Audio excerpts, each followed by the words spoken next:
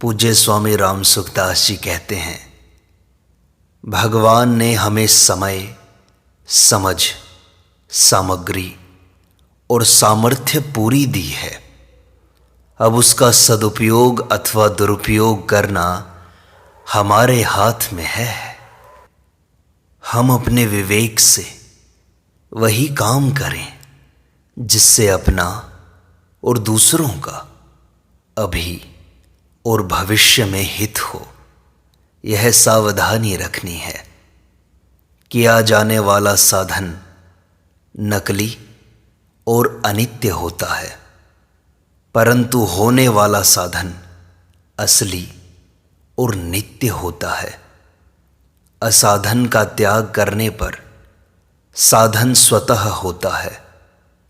असत वस्तु का त्याग करने से अभिमान नहीं होता। यदि अभिमान होता है तो समझना चाहिए कि उस वस्तु को असत नहीं माना है। त्याज्य वस्तु में महत्व बुद्धि होने से ही अभिमान होता है। परमात्मा प्राप्ति के साधनों में भक्ति की बड़ी महिमा है। ज्ञान से भी भक्ति की अधिक महिमा है। ज्ञान के बाद प्रेमा भक्ति होती है। भक्ति आरंभ में भी सुगम है, अंत में भी श्रेष्ठ है। सुगम इसलिए है कि अपने संबंध का आभास मनुष्य में स्वाभाविक है कि ये मेरे माँ बाप हैं, ये मेरे पुत्र हैं। वास्तव में भगवान हमारे हैं। मेरे तो गिरधर गोपाल, दूसरों न कोई। मीराबाई ने भगवान को पति मान लिया। स्त्री हो या पुरुष, सबके पति भगवान हैं। जो पालन करने वाला और मालिक हो उसे पति कहते हैं, स्वामी कहते हैं।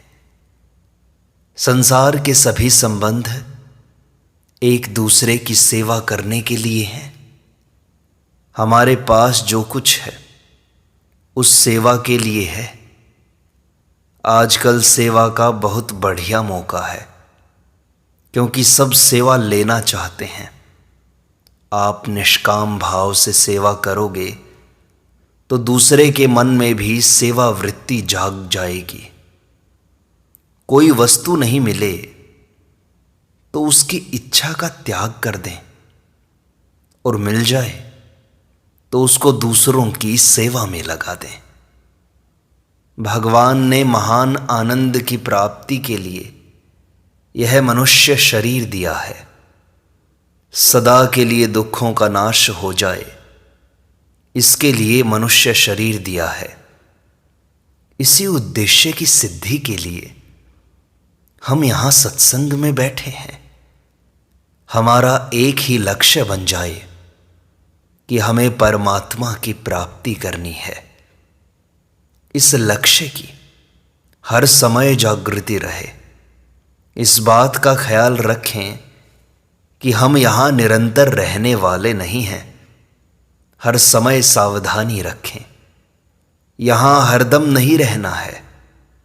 यहाँ कमाने के लिए आए हैं। जब से आए हैं तब से पारमार्थिक उन्नति कितनी कर ली और कितनी बाकी है, इस विषय में सावधान रहना चाहिए। जो साधन सुगम मालूम देता हो उसी को शुरू कर दें। लोभ न करके जो मिल जाए उसका सदुपयोग करें। ऐसे ही साधन में भी लोभ न करें कि यह भी कर लूं, वह भी कर लूं। एक साधन को पूरी तरह करें। अन्य साधन उसमें सहायक हो सकते हैं। सुगम साधन शुरू करने पर फिर जो कठिन दिखाई देता है वह भी सुगम दिखाई देने लग जाता है। संयम से शक्ति पैदा होती है। झूठ बोलने से वाणी की शक्ति नष्ट होती है। सबके साथ मीठा बोलो, आदर से बोलो। सब जगह अमृत फैलाओ, विष मत फैलाओ, जीभ को वश में रखो। भगवान ने कान दो दिए हैं और जीभ एक दी है कि सुनो अधिक, बोलो कम। जिस चीज को आप नहीं खाते अथवा काम में नहीं लेते, उस चीज को देने का अधिकार नहीं है। यदि आपका उद्देश्य चेतन तत्व का है तो ध्यान, भजन, नाम जप आदि करने से जड़ का महत्व नहीं होगा। ध्येय परमात्मा का होना चाहिए। प्राप्ति चेतन की करनी है। नाम जप जड़ नहीं है, नाम और नामी की एकता है। भगवान का होकर भगवान का भजन करो, फिर जड़ता कैसे आएगी। मीराबाई के शरीर की भी जड़ता नष्ट हो गई। शरीर की जड़ता नष्ट हो गई, जो कि गंदी वस्तु है, विष्ठा बनाने की मशीन है। मैं ज्ञान की नहीं, ज्ञान के अभिमान की निंदा करता हूं।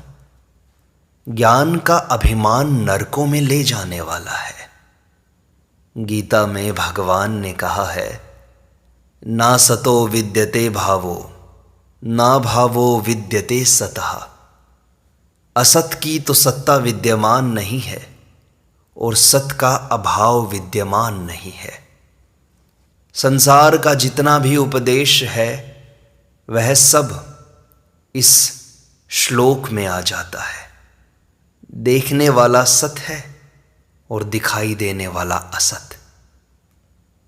जहां हमारा लक्ष्य होगा वहीं हम जाएंगे। सांसारिक अथवा पारमार्थिक दोनों क्रियाएं तो जड़ के द्वारा ही होंगी, पर लक्ष्य परमात्मा होना चाहिए। परमात्मा के लिए किया गया जड़ कार्य भी चेतन की प्राप्ति कराने वाला हो जाता है। गीता में आया है, सुख दुखे समे कृत्वा लाभा लाभौ जया जयौ ततो युद्धाय युज्यस्व नैवं पापम अवाप्स्यसि। जय पराजय, लाभ हानि और सुख दुख को समान करके फिर युद्ध में लग जा। इस प्रकार युद्ध करने से तू पाप को प्राप्त नहीं होगा। युद्ध रूपी क्रिया से भी पाप नहीं लगेगा, क्योंकि जय पराजय, लाभ हानि और सुख दुख हमारा लक्ष्य नहीं है। लक्ष्य परमात्मा है, तो युद्ध रूपी क्रिया भी परमात्मा प्राप्ति का कारण हो जाएगी।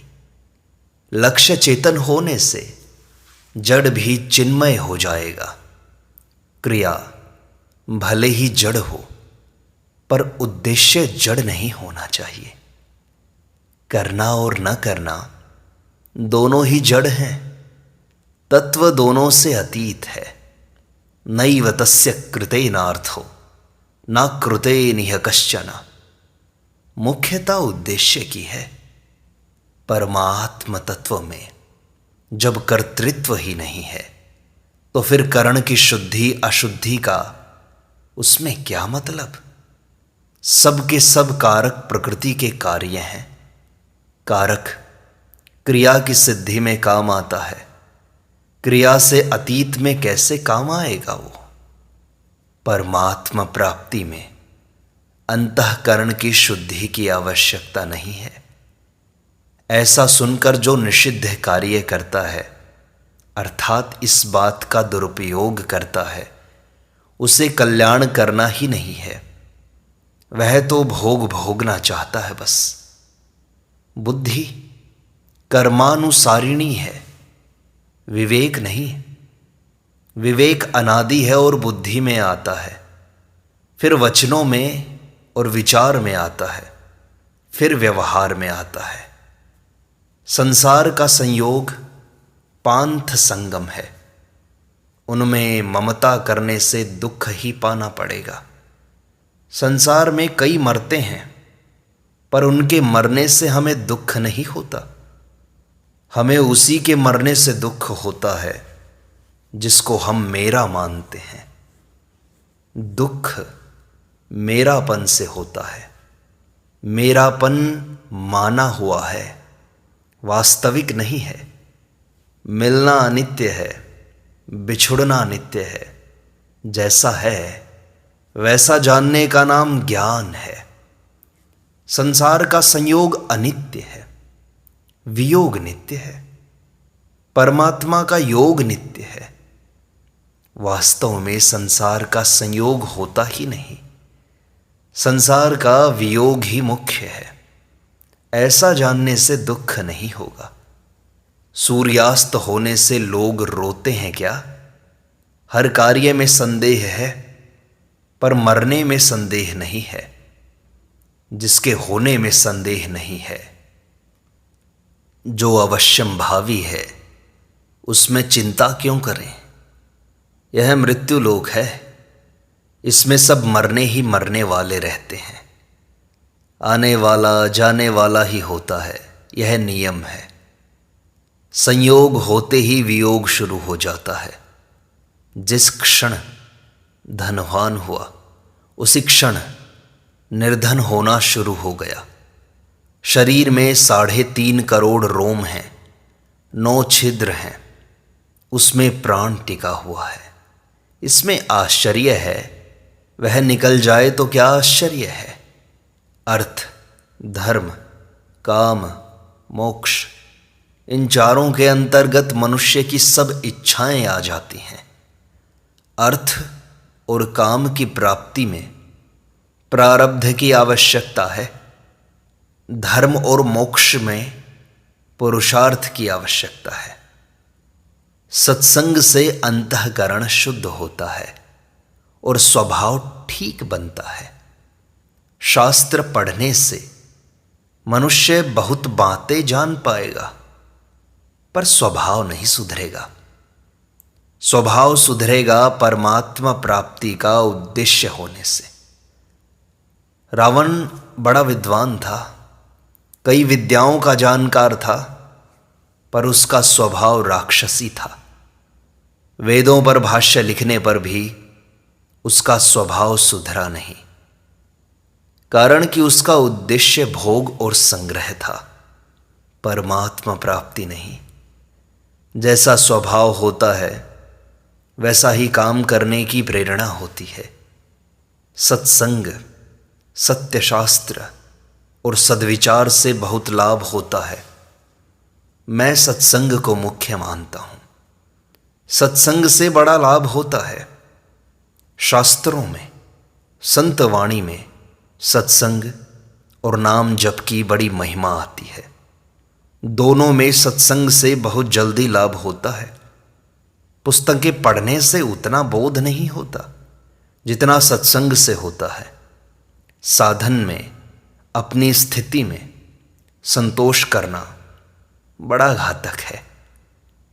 संसार निरंतर जा रहा है, उसको सत्ता महत्ता देना गलती है। कोई भी चीज सदा साथ रहने वाली नहीं है, यह सबका अनुभव है।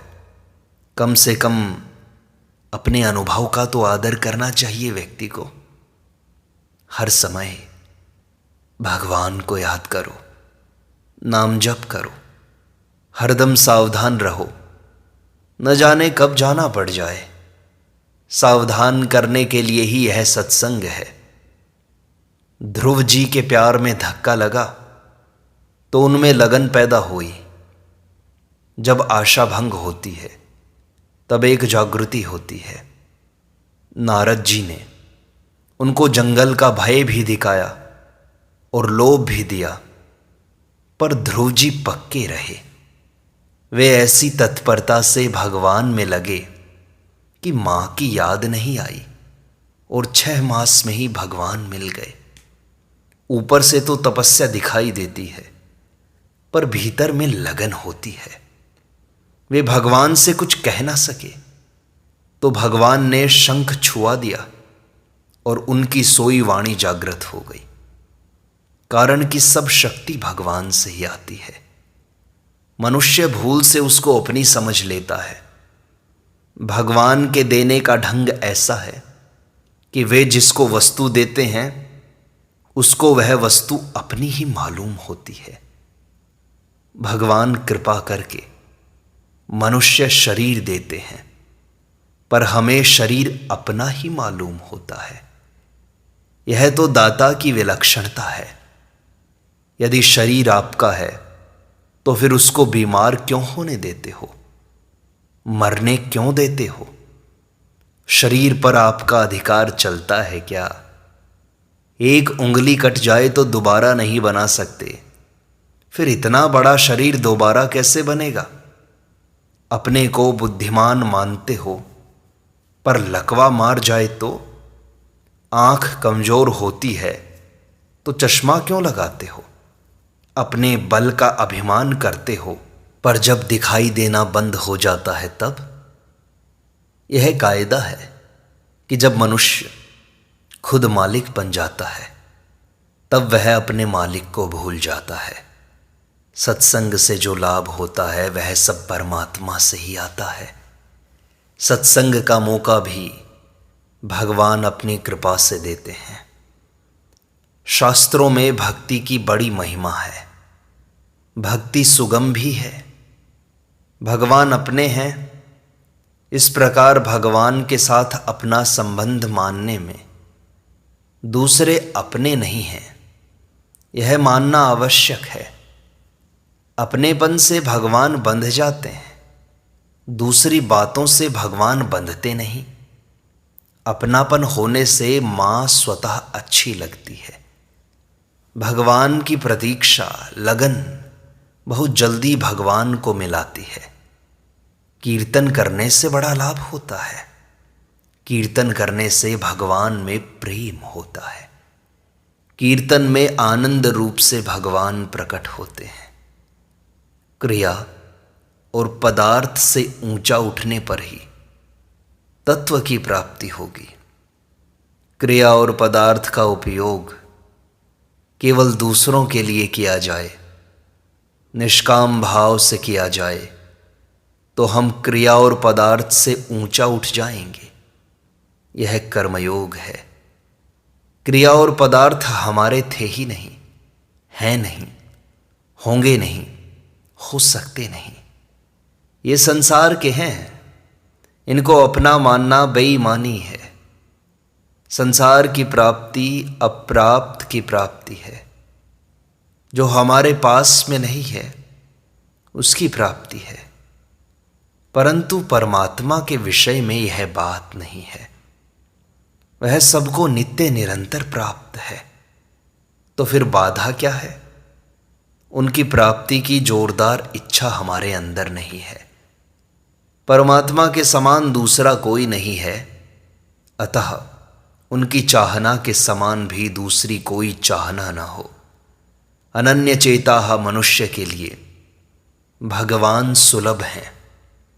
अनन्य चेता का तात्पर्य है एक परमात्मा के सिवाय अन्य किसी का महत्व न हो। कोई जन्म गया तो अध्याय शुरू हो गया, मर गया तो अध्याय पूरा हो गया। इसमें राजी नाराज होने से लाभ क्या है? गीता जी का अध्याय पूरा होने पर दुखी होते हैं क्या? पहले विद्यार्थी पढ़ाई के लिए परीक्षा देते थे, आज परीक्षा के लिए पढ़ाई होती है। आप छोटों पर दया नहीं करते तो बड़ों से दया मांगने का आपका अधिकार नहीं है। जो सेवा करते नहीं अपितु सेवा लेते हैं, उनके लिए जमाना खराब आया है। सेवा करने वाले के लिए तो बहुत बढ़िया जमाना आया है। अपने को शरीर मानने से शरीरों की तरफ खिंचाव होता है। भीतर में रुपयों का महत्व हो तो रुपयों की तरफ मन खिंचता है। मूल बात अपने में है। कामी को स्त्री प्रिय लगती है, मोही को परिवार अच्छा लगता है, लोभी को धन प्रिय लगता है। आपस में स्वभाव मिलने से ही खिंचाव होता है। खराबी हमारे चित्त की है। अपने भीतर में जो राग है उसको हटाएं। इसका बढ़िया उपाय है सत्संग। जैसे अन्न की भूख लगती है, ऐसे सुगंध की भूख नहीं लगती, उसके बिना हमारा काम चल सकता है। फिर भी सुगंध अच्छी लगती है तो हमारी वृत्ति बहुत नीची है। जब वैराग्य हो जाता है तब सिद्धियों में मन नहीं खिंचता। परमात्मा के प्रेम के सामने ज्ञान भी फीका पड़ जाता है। संसार का आकर्षण मिटाने का उपाय है दूसरों को सुख देना। दूसरों को सुख देने से अपने सुख की वृत्ति मिट जाती है। शेष अगले अंक में।